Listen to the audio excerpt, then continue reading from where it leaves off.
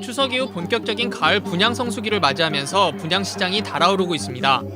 특히 9일 부동산 대책에 청약제도 개편안이 포함되면서 부동산 시장이 살아날 것이란 기대감도 높아지고 있는데요. 부동산 대책 이후에 그 시장에 대한 회복에 대한 기대감이 반영이 되고 있고요. 특히나 신규 분양 중심으로 분양 시장이 활기를 띠고 있는 가운데 청약 제도에 대한 간편화와 또한 완화로 통해서 수요자들이 신규 분양 시장으로 좀 더 몰릴 것으로 보이고, 이에 따라서 청약 시장이 좀 더 활성화될 수 있을 것으로 보입니다. 아파트를 신규로 분양받기 위해서는 청약 신청을 하고 당첨이 돼야 합니다. 청약 접수는 1, 2, 3순위로 나뉘어 진행되고 1순위가 되기 위해서는 해당 요건을 갖춰야 했는데요. 하지만 청약제도의 간소화로 앞으로는 수도권 1순위의 자격 요건이 완화되고 가점제 및 유주택자 감점제도가 폐지됩니다.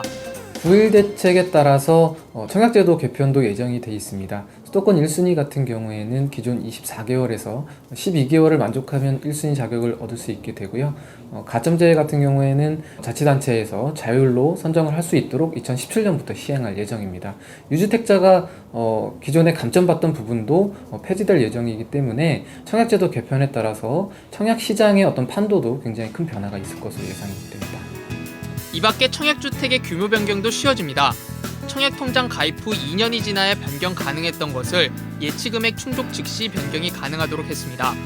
또 청약저축, 청약예금, 청약부금, 청약종합저축 등 4종류의 청약통장이 내년 7월부터 청약종합저축으로 일원화됩니다. 특히 청약 1순위 자격 요건이 기존 2년에서 1년으로 단축되면서 1순위 가입자가 대거 증가해 청약통장 1순위 구자는 1,000만을 넘을 것으로 전망되면서 청약 경쟁이 높아질 것으로 전망되고 있는데요. 지난 7월 기준 전국 청약통장 가입 구자는 총 1,676만 구자, 이 가운데 1순위는 732만, 2순위는 388만 구자지만 청약제도가 개편되면서 내년 2월이면 1순위가 1,121만 구자로 늘어나게 됩니다.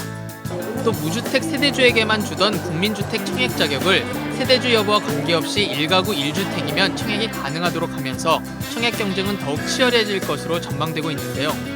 청약 시장이 활기를 띠면서 건설사들의 분양 물량도 늘고 있는 상황. 하지만 청약 수요 증가로 분양가가 상승할 수 있다는 우려도 나오고 있습니다. 그동안 그 공급 시장이 많이 위축이 됐었는데 이렇게 청약제도가 간소화되면서 분양 물량이 크게 늘어날 가능성이 있고요. 반면에 이제 청약 수요도 급격하게 늘어날 것으로 보여져서 일단 그동안 저렴하게 상대적으로 분양을 했던 분양 가격들이 좀 상대적으로 분양 가격이 상향 조정될 가능성이 있습니다. 전반적으로 청약 시장이 크게 이제 붐업이 될 가능성은 있지만 전 국민 5명 중에 이제 1명이 1순위가 됨으로 인해서 차별화가 크게 줄어드는 오히려 그런 부작용도 예상해 볼 수 있습니다.